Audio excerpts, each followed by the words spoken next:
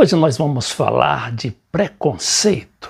Preconceito no plano político, institucional, diplomático e também pessoal. Veja aqui o que aconteceu. O presidente aqui do Uruguai, o jovem Luiz Cagepol, de 47 anos de idade, ele vai tomar posse agora no dia 1º de março, mas vetou na festa da posse as presenças dos presidentes de Cuba, da Venezuela e da Nicarágua. O presidente da Argentina, Alberto Fernandes, não se sentiu bem com esses vetos, aos colegas presidentes e disse que não ia à posse no Uruguai, adiando assim um encontro que teria com o Bolsonaro, o presidente brasileiro.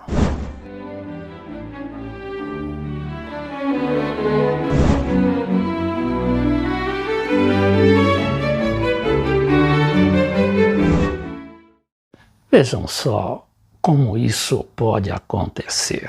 Parece que tem uma mão boba lá em cima que veta, que determina a não aproximação dos povos da América Latina, sobretudo se eles forem de origem popular, como é o caso dos presidentes vetados e do presidente que não se sentiu bem com essa situação. O Luiz Cagepol fez uma campanha conservadora, mas de abertura política, a ponto de dispensar o apoio do presidente brasileiro Jair Bolsonaro por causa dessas suas discriminações e declarações disparatosas. E o Luiz Cagepol até que cresceu na opinião pública, mas, pelo visto, aquilo era só campanha eleitoral, porque ele agora, assumindo o governo, já avisou que terá como inimigos aqueles 3 presidentes vetados para a sua posse. E o Alberto Fernandes, como é que fica nessa história? O Alberto Fernandes inventou lá um pretexto para não ir à posse, dizendo que havia uma sobreposição de agenda. E ao mesmo tempo que aquele veto ocorria no Uruguai, aqui no Brasil, o Itamaraty deixa de emitir carteira diplomática a chavistas, ou seja, aos diplomatas legalmente representados pela Venezuela. E em troca, essas credenciais ou esses registros serão concedidos aos representantes do embaixador, aliás, do presidente autoproclamado Juan Guaidó. Estes representantes, que são ilegais, mas que são reconhecidos inclusive por 59 países. Quando o Bolsonaro precisar se entender com o governo da Venezuela, ele vai procurar o Guaidó, como fez o Ivan Duque agora, que precisou extraditar uma ex-senadora e mandou uma carta para o Guaidó, e o Guaidó não pode fazer nada, justamente porque não tem poder. É apenas um presidente fictício. Aproveitamos esta oportunidade para passar alguns trechos da última entrevista coletiva que o presidente Maduro concedeu lá em Caracas. E aqui ele responde a um jornalista da CNN, o Stephanie Bossop. O Stephanie perguntava ao presidente sobre a situação em que ficou as relações do país, de seu país, a Venezuela, com a Espanha, depois que a vice-presidenta Delcy Rodrigues esteve na Espanha, segundo a oposição e a grande mídia local, de forma clandestina, porque ela não tinha autorização para descer naquele país. Vejamos aqui a pergunta do jornalista. Si me permite, quería aprovechar, ya que estamos conversando, para hacer seguimiento también a la visita de la vicepresidenta Delcy Rodríguez a España. Entendemos que hubo conversatorio y queremos saber qué se dijeron, esencialmente. Bom, só para esclarecer aqui aos amigos internautas, a Delcy Rodrigues ficou no aeroporto, não chegou nem a descer do avião, e lá o ministro do turismo da Espanha, que é amigo do ministro do turismo da Venezuela, a quem a vice-presidente deixou no aeroporto, esse ministro da Espanha, que é o Ábalos, subiu para conversar com a presidenta Delcy Rodrigues. E aí a mídia soube e plantou um escarcéu, um verdadeiro escândalo diplomático, como quer bem a mídia espanhola. Eso es secreto de Delcy, ella no me ha contado ese secreto. Aí o presidente até brinca com o jornalista da CNN, dizendo que isso é um segredo da Delcy, que é a vice-presidente da Venezuela, e que ele não contou esse segredo, ela não contou para ele esse segredo. Que habló con Ábalos. En España han hecho una novela, el Delcy Gay.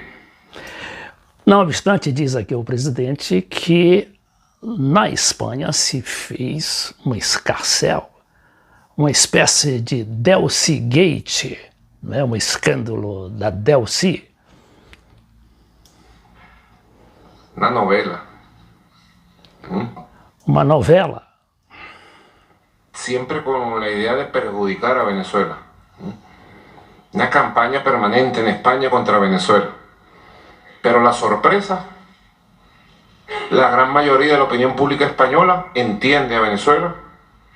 Y cuando le preguntaron quién es el presidente constitucional, en una encuesta muy prestigiosa de allá, el 56.3% dijo Nicolás Maduro Moro. Isso, o presidente sempre cita esse exemplo de que, apesar da campanha violenta que a mídia espanhola desata contra ele, os espanhóis conhecem muito mais o presidente da Venezuela do que o presidente de Portugal, por exemplo, que fica ao lado da Espanha. E o presidente diz que 56% dos espanhóis sabe que o Maduro que é o presidente da Venezuela. Por mucha campaña que haga la televisión, la prensa, no pueden manipular. Delcy Rodríguez pasó por el aeropuerto de España, rumbo a una gira internacional, llevó y dejó allí a nuestro ministro de Turismo, que estaba invitado oficialmente a la Feria Internacional de Turismo de Madrid. Nuestro ministro de Turismo estuvo allí.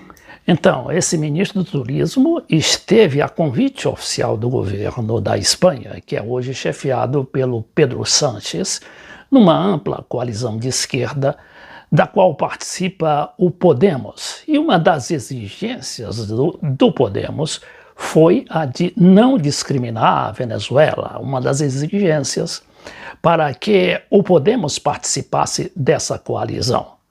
E aí o presidente Pedro Sánchez se recusou, inclusive, a receber o tal presidente autoproclamado Juan Guaidó, justamente para atender a essas injunções determinadas pela nova coalizão de governo. Más de una semana, compartió, saludó al rey, compartió con los ministros del gobierno de España, compartió con los empresarios, muchos empresarios españoles que quieren venir a invertir em hotéis.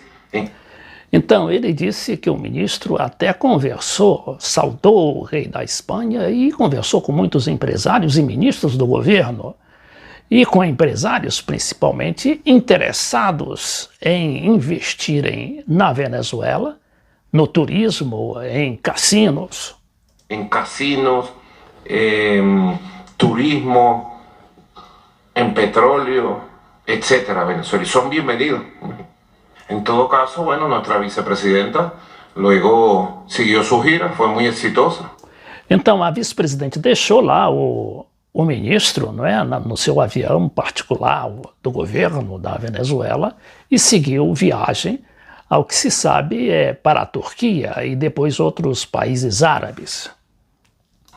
Fue a algunos países en público y se conoció, en otros fue en silencio, a conversar cosas muy interesantes que nosotros estamos desarrollando con otros países del mundo. Así que no tiene nada fuera de lo normal. Então ele disse que isso não é nada fora do normal. O que estranha ele é essa intriga toda permanente que vem desde a época do Hugo Chávez contra o regime bolivariano da Venezuela. fuera de lo normal. La derecha española cree que todavía Franco está vivo.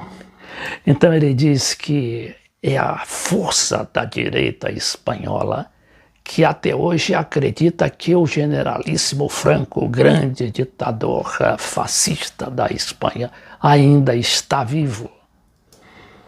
Creen, la derecha española actúa como que Franco está vivo. Y ellos son los voceros de un gobierno franquista. Então, eles são os porta-vozes de um governo franquista, apesar de estarem na oposição, mas controlam a mídia espanhola, toda ela ainda franquista, segundo o Maduro. Y entonces, si va la vicepresidenta Delcy Rodríguez a España, hay que detenerla. Então, se vai a Delcy Rodrigues, que é vice-presidenta da Venezuela, vai à Espanha, querem prendê-la. Humillarla y expulsarla a patadas de Humilhá-la e expulsá-las a patadas da Espanha. España. Esa es la visión del franquismo, Esta é a visão do franquismo de Vox y los extremistas de derecha de allá. e dos extremistas todos de direita, inclusive daquele partido chamado Vox. Siendo nuestra vicepresidenta casi europea. Ele diz que a vice-presidenta é quase uma europeia, Porque Delcy vivió 6 años en Londres viveu 6 anos em Londres y 5 años en París. e 5 anos em Paris. Habla perfecto inglés, Fala perfeitamente o inglês, perfecto francés, o todas sus francês amistades. e todas as suas amizades Todas sus amistades son europeas. são Ella europeias. casi tiene carnet, ¿cómo se llama? Pasaporte europeo. Ela quase tem passaporte europeu, isso brincando naturalmente. Así le digo a la derecha de Vox, a la derecha del PP, a la derecha franquista, calmen los nervios. O ex-presidente Lula, que durante seus 8 anos de governo e mais os 5 da Dilma, eles tiveram uma boa relação com a Venezuela e com os demais países latino-americanos, inclusive aqueles de direita, lá da Colômbia principalmente, tiveram uma boa convivência e fizeram grandes negócios. Está aqui tentando entender o que está acontecendo por causa dessa perseguição à Venezuela. Eu, por exemplo, acompanhei a política da Venezuela há um tempo. Eu jamais imaginei que pudesse, num país do mundo, a imprensa tratar o Chávez, tratar um político como a imprensa da Venezuela tratava o Chávez. Era muita ofensa, era muita coisa contra o Chávez. Aí eu descobri que a brasileira foi capaz de fazer pior. Ele disse que a imprensa brasileira foi capaz de fazer pior do que fazia a imprensa venezuelana contra o ex-presidente Chávez, o antecessor do Maduro. O Trump se acha no direito, sabe, de intervir na Venezuela, de intervir no Iraque. Porque Então ele disse que o Trump se vê no direito de intervir na Venezuela, assim como interveio no Iraque. que interviram no Iraque, Ana? E por que intervieram no Iraque? Ana, que é a jornalista espanhola, né, que foi entrevistar o ex-presidente Lula, A mentira que foi contada ao planeta Terra. ele disse que a mentira, né, alegada pelos Estados Unidos, que não era ainda do Trump, mas era um desses Bushes, aí o pai e filho, Sabe, de que no Iraque tinha armas químicas, era mentira, não. Então, a alegação era de que para intervir, para invadir aquele país, era de que o Iraque tinha armas químicas. E foi provado que não havia armas químicas de maneira nenhuma. O problema era o petróleo. Não tinha. Armas químicas lá eram Saddam Hussein.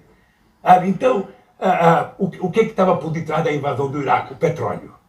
O que está por detrás da acusação ao Maduro? O petróleo. Todo mundo sabe que a Venezuela tem a maior reserva de petróleo do mundo. Então, todo mundo sabe, diz ele, que a Venezuela tem a maior reserva de petróleo do mundo. Mas o Lula também é outra vítima, outra grande vítima da perseguição midiática. Ele costuma dizer que o Jornal Nacional já lhe dedicou pelo menos 200 horas de noticiário negativo contra a sua pessoa, sem que tenha o mínimo direito de defesa. Agora vejamos aqui um comentário muito importante do jornalista Luiz Nassif. O Luiz Nassif simplesmente reuniu as duas coberturas da Globo em relação a duas visitas ao Papa Francisco. Primeiro foi a visita do juiz, uma espécie de sub-Sérgio Moro lá no Rio de Janeiro, o Marcelo Bretas. O Marcelo Bretas, na realidade, não fez uma visita oficial como fez o Lula ao Papa. Ele apenas se postou lá juntamente com aqueles fiéis que ficam enfileirados e o Papa passa por eles e os cumprimenta. Não obstante, a Globo fez uma entrevista especial com Marcelo Bretas. E quando chegou na reportagem sobre o Lula, que a gente vai ver aqui e muito bem explorada pelo Luiz Nassif, a Globo, além de minimizar aquele evento histórico, inédito, não é? A Globo ainda tratou o Lula como se fosse um presidiário ou um ex-presidiário.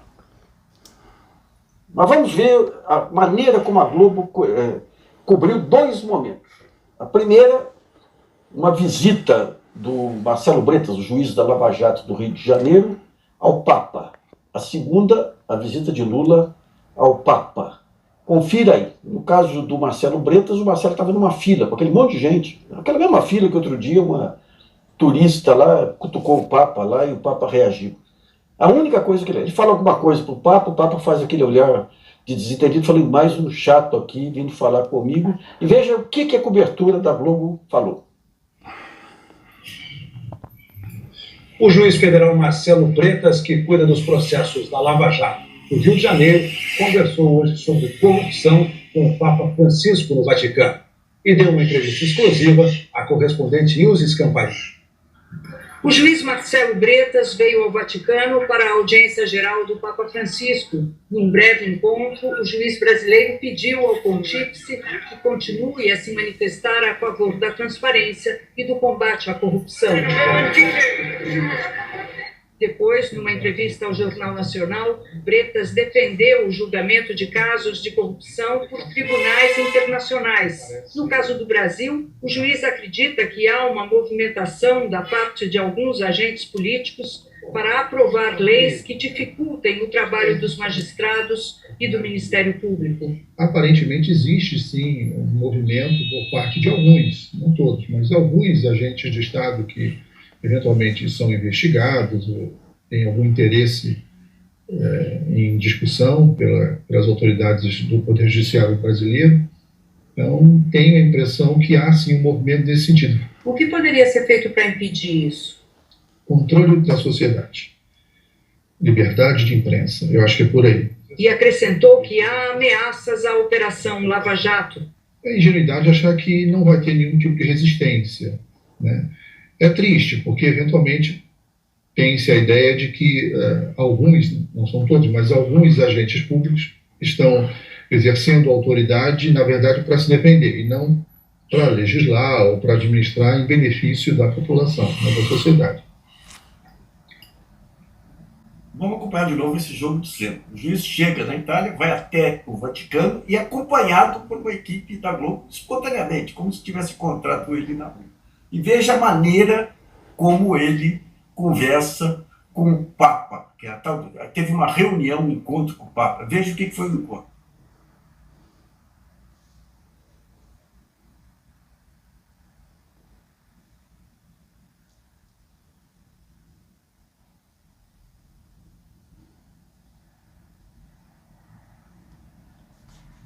Veja a diferença de dimensão. O Papa recebe o Lula em audiência particular e pessoal. Tem um encontro relevante da mais alta autoridade da Igreja Católica com o ex-presidente brasileiro. Veja como a Globo cobriu. Papa recebeu o ex-presidente Lula hoje em agenda reservada. A Santa Sé não divulgou informações sobre o encontro. Numa rede social, Lula disse que conversou sobre um mundo mais justo e fraterno com o Papa Francisco. Lula não sofre restrições para sair do Brasil. Ele foi condenado à prisão em segunda instância e está solto porque o Supremo Tribunal Federal entendeu que os condenados podem permanecer em liberdade até o esgotamento dos recursos judiciais. A defesa do ex-presidente conseguiu adiar o depoimento que ele prestaria nesta semana como réu na Operação Zelotes. Lula responde pela suposta venda de uma medida provisória para beneficiar empresas do setor automobilístico. O depoimento foi remarcado para quarta-feira que vem. Essa medida provisória, em particular, veio do tempo do Fernando Henrique Cardoso, obedece a uma lógica econômica de regionalização do desenvolvimento e foi aprovada por todas as lideranças do Senado, incluindo Tasso Gereissati e as lideranças do PSDB. Então, nós queríamos falar justamente sobre preconceitos. Existe alguma razão para esse tipo de maldade, não é? Esse tipo de perseguição, como a gente viu aqui? Eu acho que não é preciso dizer mais nada. Os fatos falam por si.